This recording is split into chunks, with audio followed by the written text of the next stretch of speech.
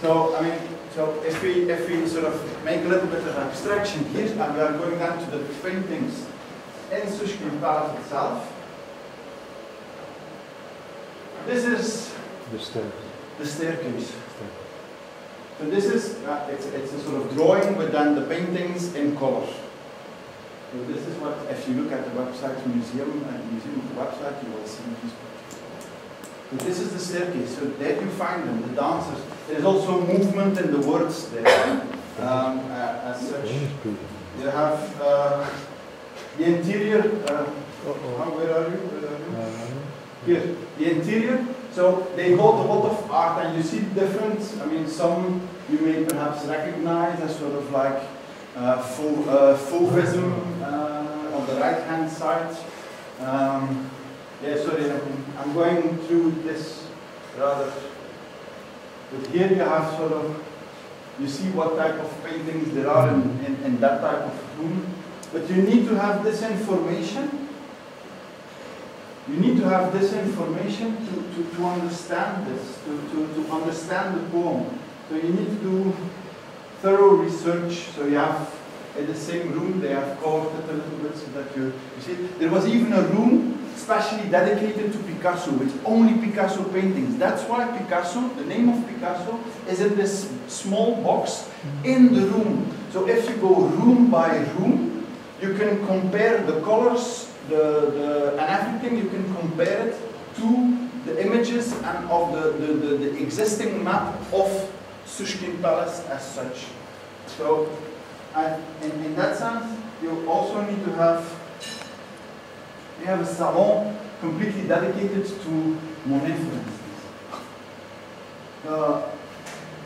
This comes back there also in the poem. So you need to have all these elements. I'm looking at it if we have. Yeah, this is the Picasso room. So you have all these Picassos. You see all this cubism. They're hanging. That's why Picasso, as a word, is split up in the poem. So it refers. And then we come back to what Laura this morning says, that you have the word which has a meaning, but you also have different meanings. By deconstructing the word Picasso, he's also already saying, like Picasso is at that moment working with Cubism, deconstructing the image of the person. So by deconstructing the word Picasso, he's showing us this. So, I mean, for me, this was... when I started doing this sort of small research for my bachelor's papers, I got stuck at a certain moment on this because it was sort of like, wow. I don't speak Russian. I have read somewhere a small critic on it, and it was said like, okay, you have this and this and this, and you have these colors, and you have. And I started to search for the museum, and then I got to this, and then you start room by room, you're deconstructing what is there, of reconstructing and trying to find the words every time again, and then you get all these paintings, and you can connect the poem with a three-dimensional even construction. It's your map of things, and even when he has in Tango with Cows also, he has this poem Constantinople. He makes all the different quarters of Constantinople.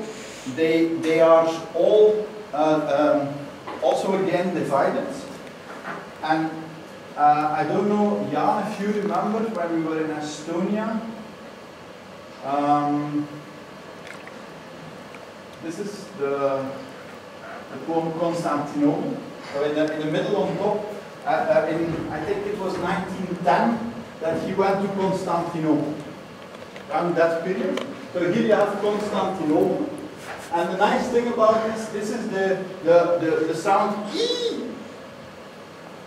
So and the E comes always back, and the E is the seagulls flying over the harbor of Constantinople and coming back. But I had a big discussion with Sergei Biryukov on how to read this, because Sergei has a certain way of performing this, reading this piece, and because some words are even Russia, for instance. So you have all these sailors in the harbor of Constantinople, in the heart, in the center, Is that Hagia Sophia? Is there something that he has done? So you need Stan, I, Tur, Matrosi. So you have all this type of things. You have even the different quarters coming in that. And I thought like, yeah, this cannot be sort of like random as such. So I did a small research on, let's see if this is this, and this is, I searched images of Constantinople in that period. And then you come to postcards, and then you start to see how is where is the rivers, where is it's not a river, it's the connection between Black Sea and Mediterranean. And you start to sort of research where the quarters are, and then again, the only thing that transgresses all the quarters is the seagull. So the E that comes back. So you have even a historical image of Constantinople if you try to reconstruct it completely. So I mean, for me, this was a marvelous find that I definitely wanted to share. And the nice thing about it, and that's another discussion I had with Laura, because she did not, I told this already to Kida, a white space within a poem or within poetry, she did not touch on the meaning or on the, back with the meaning of the word meaning, on what white space as such, the border lines, the space in between lines, how is this situated. Here you definitely see that the white, isn't white, it's yellow, but anyway, of the poems have specific meaning, because you have somewhere a minaret that is in the poem itself, or in the Sushkin Palace. You have this sort of central staircase, and the fact that the words are written like that, and there is a white in the middle, yeah, for a staircase it's normal, because there it's the stairs itself that you walk with running or going with the words, reading them. You go onto the staircase into a certain level. So this white is definitely has meaning or wants to show us something. Another thing that, yes? One simple question. When I saw the 2 pages were still always a corner missing, yeah. Is that original? Yes, because that's what I was coming to now. Is that this was originally made or printed on wallpapers. These were handmade books, and there we come to another thing that Laura has not put in, and she knows that I'm talking like this behind her back because we had a lot of discussion about it, that the book as such has a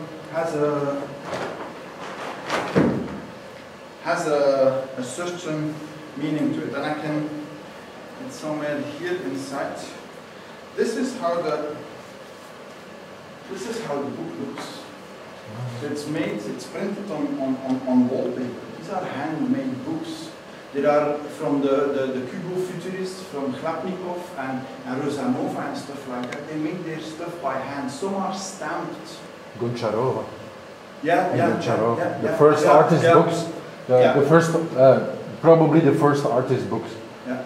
So they were ever made in art history. Yeah, they sometimes use this the pamphlet machine to turn their things, and then they individualized all these books by stamping with potato stamps. Mm-hmm. I mean, in this book, for instance, in this catalog of MoMA, they have the entire collection of things. Even from this, I think they have 3 different versions. They have from other, I mean, where this unicity, what I talked about, so it makes sense. So the book as such, or the fact that it's sort of glued together or hand or knitted together or whatsoever, it makes sense to have this type of thing. So, and poetry off the page, but also on the page there is still a lot of things for the experimental forms of poetry, and yeah, like these type of things. Some of the things are hand. I'm just opening a page. Some of the things are in here. You can have a look. Some of the things are hand painted in, or like I said, stamped with potatoes, and yeah, the stamp on the one is not the stamp on the other. So that's why you have unique. All these things are unique. So I want, for me, it's sort of like it's a beginning of a long search or research. I hope that I will finish my. We already trying to set up a PhD and even master papers. So I hope to finish my master papers on this with the definition, and I'm talking a bit on representatives of visual poetry in Flanders. And that's also, I mean, as an added note to it, that's also one of the reasons, because I had a conversation with Willem Beun about poetry, and he said, like, yeah, I know there is Paul van Ostade, but I can't read Dutch, so I don't, because he analyzes really, he has already a way on analyzing a lot of the futurists. I can go into some of the futurists where you have sort of like a whole shebang, where you have a parade of people, but you see the parade, you can almost hear the parade with all the